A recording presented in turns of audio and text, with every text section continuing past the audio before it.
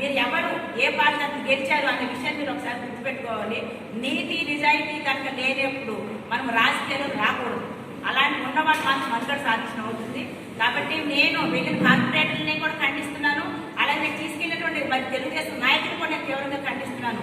ఎవరైనప్పటికీ కూడా మాజీ ఎమ్మెల్యేగా జనార్దన్ గారే మరి వాళ్ళని మరి మభ్యపెట్టి తీసుకెళ్లారా, లేకపోతే మీ నాయకులే మరి మా వాళ్ళని మరి మభ్యపెట్టి తీసుకెళ్లారా, లేదంటే మరి ఆర్థికంగా మరి వాళ్ళకి ఏదో ఆశ చూపించి తీసుకెళ్లారా?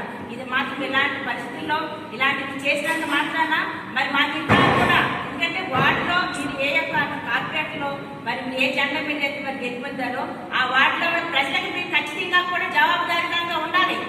ఖచ్చితంగా మీరు మాకు సమాధానం చెప్పి తీరాలి. రేపటి రోజు మీరు వార్డులోకి మీరు ఏ పార్టీకి వార్డులోకి వెళ్తున్నట్టుగా మరి అనుకోవాలి. ఖచ్చితంగా మీరు కనుక మరి రిజైన్ చేసి వెళ్ళాలి. ఏ పక్షంలో ఖచ్చితంగా మీ మీద మేము క్రమశిక్షణ చర్యలు తీసుకోవడం జరుగుతుంది. ఖచ్చితంగా మీ చేత రిజైన్ చేపించి అలాగే మళ్ళీ కూడా మేము త్వరగా ఎలక్షన్కి వెళ్ళబోతున్నాం అని చెప్పేసి మేము మీడియా ముఖంగా కూడా తెలియజేస్తున్నాము. ఇలాంటి పరిస్థితుల్లో ఇంత నీచమైన రాజకీయాన్ని మేము గతంలో ఎప్పుడు చూడదు. ప్రజలందరూ కూడా మిమ్మల్ని చూసి సిగ్గుపడుతున్నారు.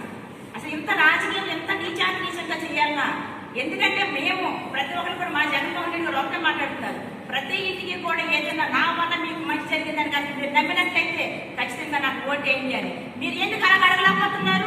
ఎంతసేపు ఎదుటి పార్టీ మీద దుమ్మెత్తిపోయడం తప్పితే మీరు ఏం పని చేస్తారని ఒక్కనైనా సరే మీరు ఎక్కడ సేపు ఏ యొక్క ప్రచారంలోనైనా ఎక్కడైనా సరే ఏ ఒక్క మీటింగ్లోనైనా సరే చెప్పగలుగుతున్నారా? అదేమీ లేదు. ఎంతసేపు జగన్మోహన్ రెడ్డి గారు తిట్టడం, ఇక్కడ ఒంగోలు మన వాసనలు తిట్టడం. అలాగే మరి మన ఇచ్చినటువంటి పార్టీ పట్టాల గురించి కూడా చాలా నీచాన్వేషంగా మాట్లాడడం జరుగుతుంది. ఎప్పుడు కూడా మనకు స్వాతంత్రం వచ్చి 77 సంవత్సరాలు అయితే ఏనాడు కూడా ఏ గవర్నమెంట్ కూడా ఎక్కడ మరి రిజిస్ట్రేషన్ చేసిన ప్రక్రియ ఎక్కడ జరగలేదు. కానీ ఈ గవర్నమెంట్ లోనే సచివాలయాల ద్వారాగా మరి మీరు కూడా ఈసీ కూడా తీసి చూసుకోవచ్చు మీ పేర్లు ఉన్నాయా లేదా అనే విషయాన్ని. మరి రిజిస్ట్రేషన్ చేపించి పట్టాలు ఇస్తే అది కూడా దొంగ పట్టాలని చెప్పేసి ప్రజల్ని భయభ్రాంతులు చేస్తారు. కానీ ప్రజలు చాలా తెలివైన వాళ్ళు.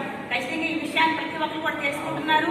మీరు రోజు రోజుకి కింద దిగజారిపోతుంది, మీ గ్రామం రోజు రోజుకి పడిపోతుంది అనే విషయాన్ని మరి యొక్క కార్పొరేట్ల పండం కానివ్వండి, మీ యొక్క ప్రచారంలో ఇచ్చిన అబద్ధ ప్రచారాలు కానివ్వండి, ఇవన్నింటినీ కూడా మేము తీవ్రంగా ఖండిస్తున్నాము.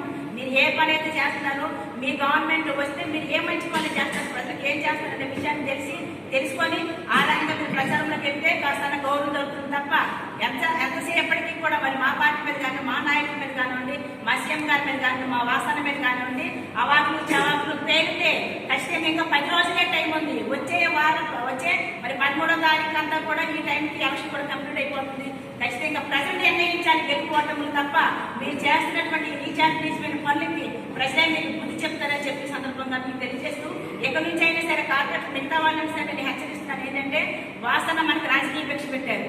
ఇలా రాజకీయ భిక్ష పెట్టిన వాడిని అతను మళ్ళీ ఎంతో ప్రేమించిన నాయకుడిని మీరు అతను గుడ్ల మీద అంటున్నారు. ఇది ఎంతవరకు సభకు, ఇది ఎంతవరకు న్యాయం అని చెప్పేసి మరి కార్పొరేట్లను కూడా నేను అడుగుతున్నాను. కాబట్టి మాకు ఇలాంటి నీచమైన పనులు కనుక మీరు మరి గురైనట్లయితే భవిష్యత్తులో మీకు ఏ రకమైనటువంటి రాజకీయంగా కూడా మీకు ఎలాంటి భవిష్యత్తు కూడా మీకు ఉండదని చెప్పేసి మీకు తెలియజేసి హెచ్చరిస్తూ మరి మీకు అందరికి వచ్చినటువంటి మీడియా మిత్రులు కూడా మరొకసారి ధన్యవాదాలు తెలియజేసి సెలవు.